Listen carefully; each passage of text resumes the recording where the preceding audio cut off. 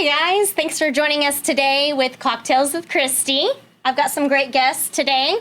I've got Ricky here and I've got Justin here, and they're with All-in-One Texas Trust Home Solutions.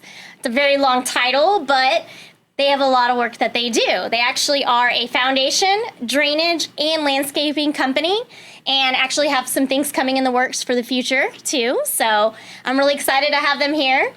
And today we were gonna do a Moscow Mule, which is actually my favorite cocktail.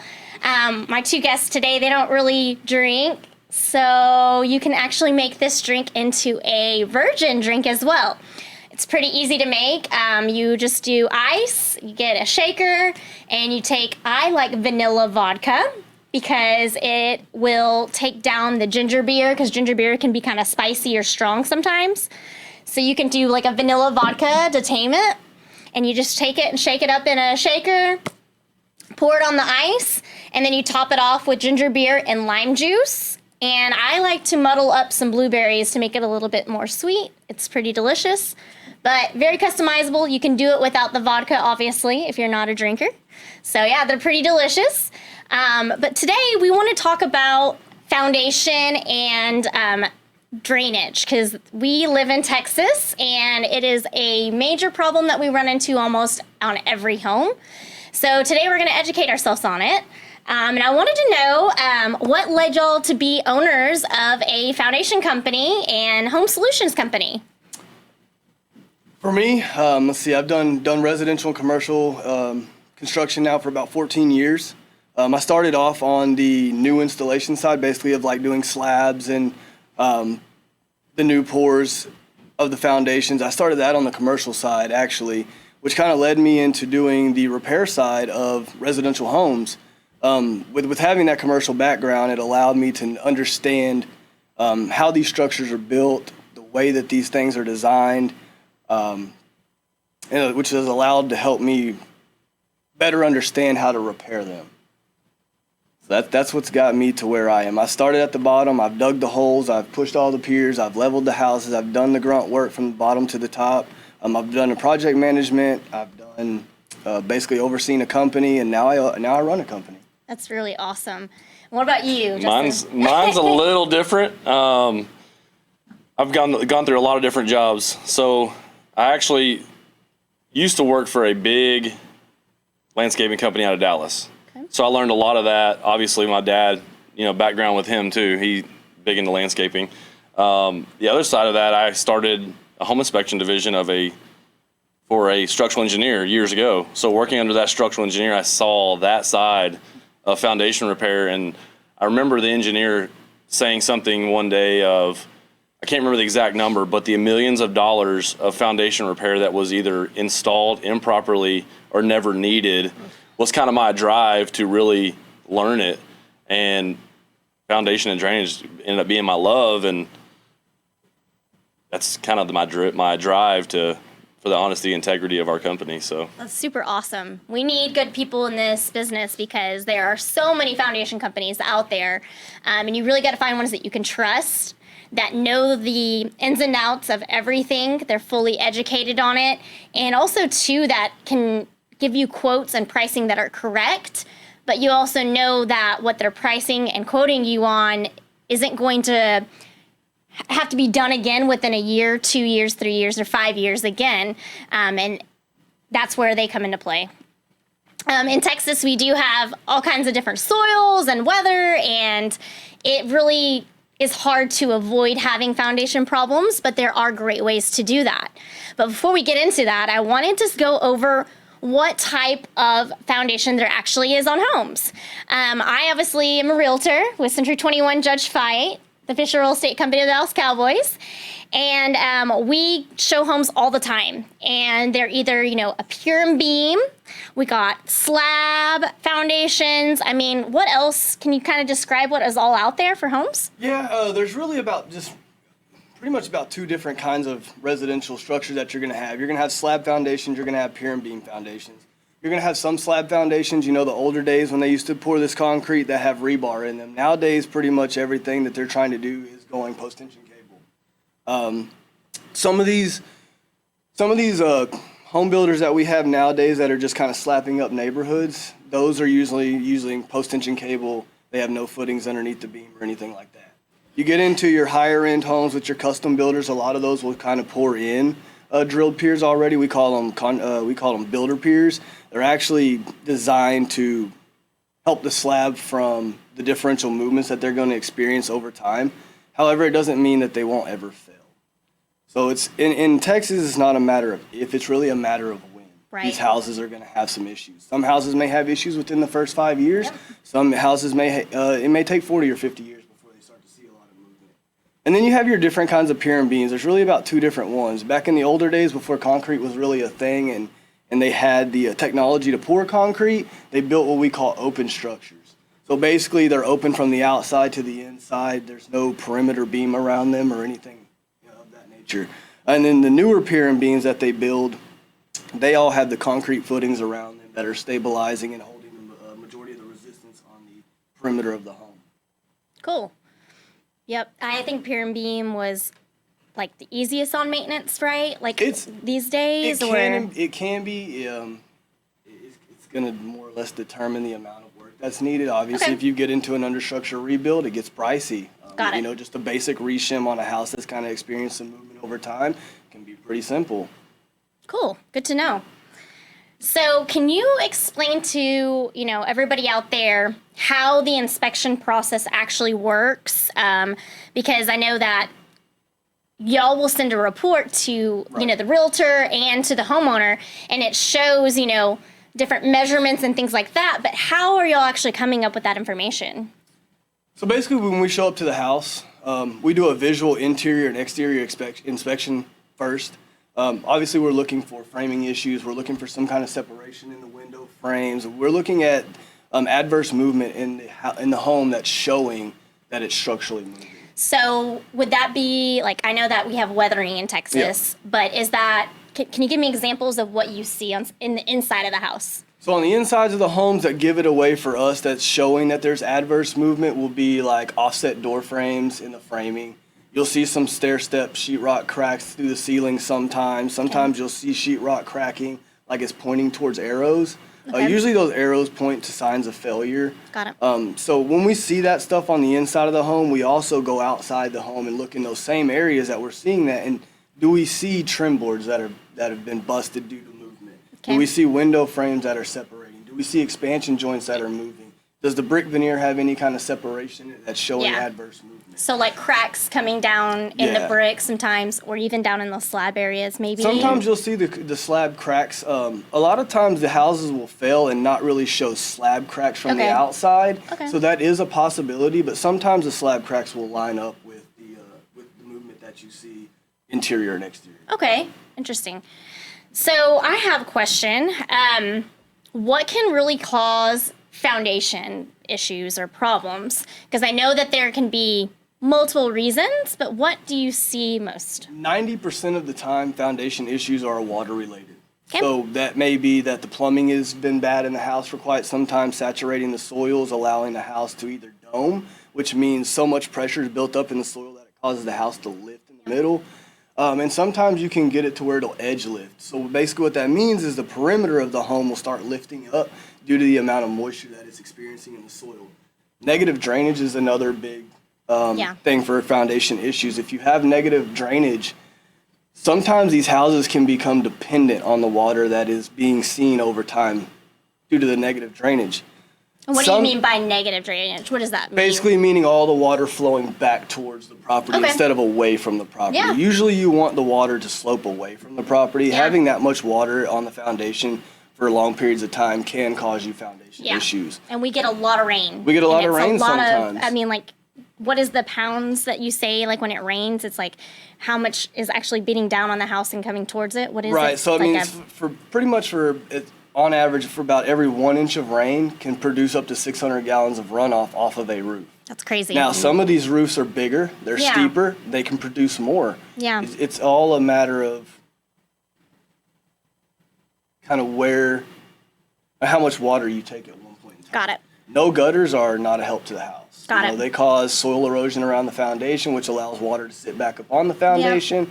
If it voids it out enough, it can cause that water to go back up under that house and push that house up, causing it to do, causing what we call compression fractures, which basically means that the foundation is lifting more than it can tolerate and will break from the bottom up. Ugh. It's a hard thing to fix at that point, so at that point in time, we have to try to allow the house to come back down before we can really stabilize it and fix it. It's crazy. I don't understand why some builders don't put gutters on a house. It's so interesting to me.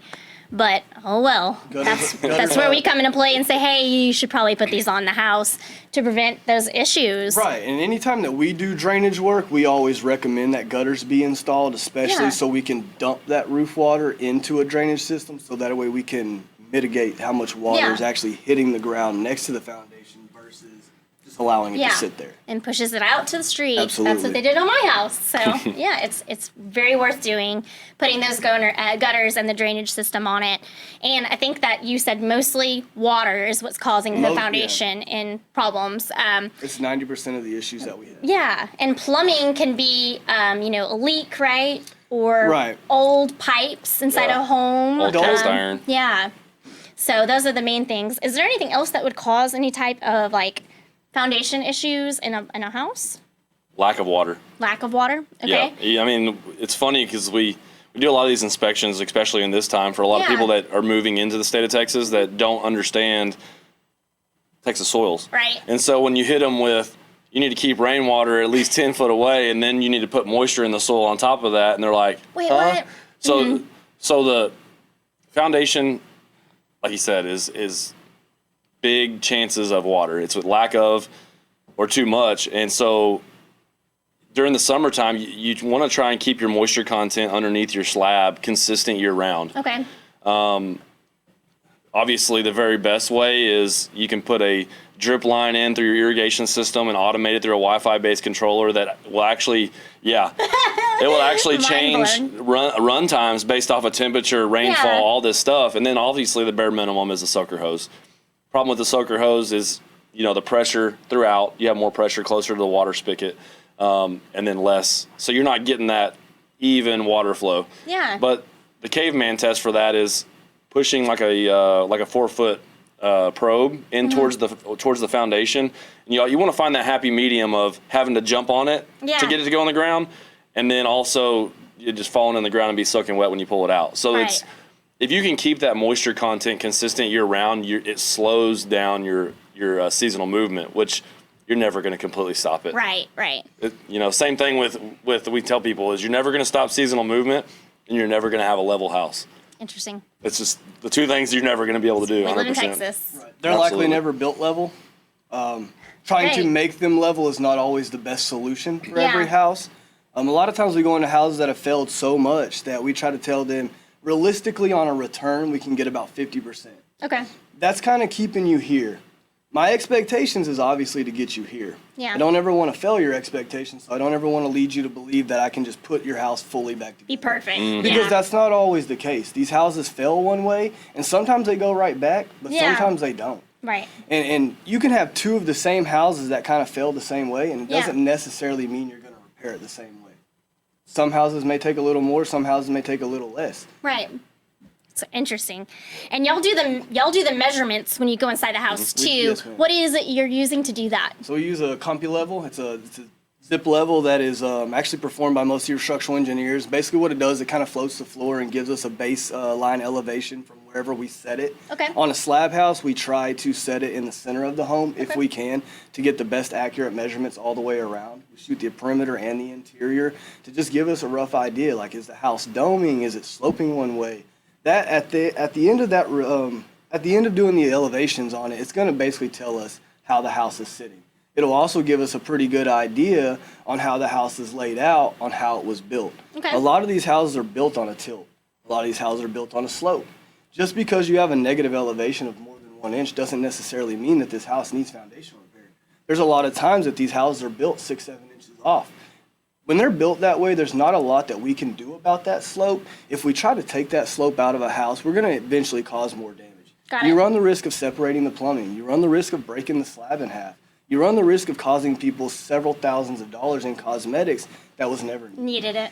elevations in our industry are something that a lot of companies strictly go off of. Yeah. That's not the safest way to repair a house, because a lot of these houses may get repaired that never needed repaired. Yeah. Just because they were built one way.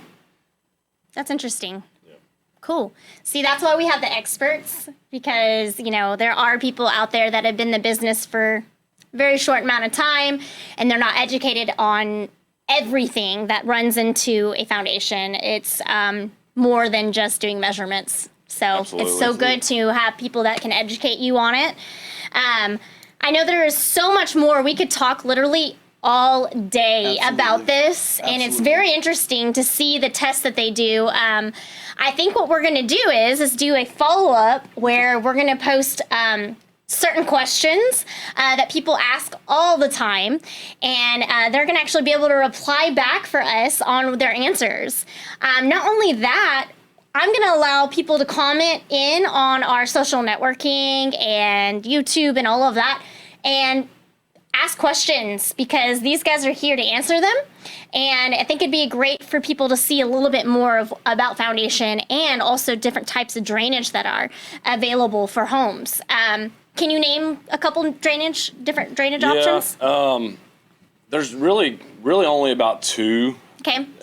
in this area. You have the area drain systems, which hence the name. It's for your area. It's for the top. Okay. It's for your rainwater that sits for, you know, a long amount of time. Okay. There's French drains. Yeah. This drainage gets misconstrued all the time. When it comes down to it, your French drain system is a perforated pipe that's supposed to capture underground water that's moving, Okay. and it's supposed to be encapsulated in one whole system where it can get that water into the pipe and move it away. We have a lot of people that will tie area drain systems and French drain systems together, and then they wonder why their house is still moving. Oh. So we really want to start educating a lot of people on this, because even if you have to pay a little bit more for it to be done right, Yeah. I would say 75% of the drainage systems we've installed is ripping out an old system that was never Me. installed properly. Yep. So At my house. Yeah. Drainage is something that is completely misunderstood in this industry. Yeah. You know, a lot of times we see, especially where we go to houses that truly need drainage work versus foundation work. Yep. However, those houses have been chased for years with foundation repair, and they've got all this different kind of systems and stuff, and still the house is moving and the house is It's failing. not fixing the problem that's actually causing it. So for us, we want to get down to the bottom solution the first time. We want to fix your house right the first time. Sometimes it's not about needing piers. Sometimes, you know, you may have a plumbing issue that's causing your house to react the way that it is. Sometimes it's the drainage around the house that's allowing the house to not perform like it should. Right. If you don't fix those things and you're just chasing them with foundation repair, you're going to continuously have issues in the future, which means that we have to keep coming out. Right. We have to keep evaluating. We have to keep adjusting. We have to keep trying to chase. That's not what we want to do. We want to make sure that the house is fixed correctly the first time, so we don't chase those issues. Absolutely. You know, in real estate, we understand that you guys kind of need that instant fix. So it's a lot harder in real estate to be able to monitor things and try different solutions to try to get the house corrected versus just throwing thousands of dollars of foundation repair at it. Would we love to make money off of it? Absolutely. But would we also like to make sure that your house is taken care of? Yes. Same Because way. at the end of the day, when you guys get rid of these houses that we've done repairs on, we're married to it. Yeah. So our warranties on the back That's end what I was have to gonna say. continue to keep taking care of these Yeah. houses. So we want to make sure that it's taken care of right the first time. So yeah, definitely make sure when you do have foundation repairs done, talk to my guys here, and they have a warranty on it. What's that warranty that comes with it? So any slab work that we do, we offer a lifetime warranty on the workmanship of the work. On pier and beams, we usually do a 1-year warranty. Okay. It's pretty standard for most companies in the industry. We do a 1-year warranty on the workmanship of the house. You know, within that 1 year, if it moves or fails in an issue that we could have stopped or avoided, we take care of that and we fix it. We're very good at honoring our warranties. You call us, we answer. You want us to come out, we come back out. We'll be there. Awesome. I love all this. Like I said, we could go into details about so much more, but we're going to have to take off today. And I appreciate everybody joining us. I'll share my cocktail recipe with you, and it's a really good poolside drink. I know we're going into fall, but drink it year round. It doesn't matter because we live in Texas. Right. Right. So yes, if you need anything when it comes down to foundation or your drainage, landscaping also, definitely talk to my guys. Ricky and Justin are amazing. They do pretty much all the work for my clients, and they're great with communicating and getting the job done the right way. You can find them online on Facebook, and you can call them, and their company's called All-in-One Texas Trust Home Solutions. And I hope you guys join me next month on the first Friday of the month, because I'm going to have another guest with me. And it's going to be really fun.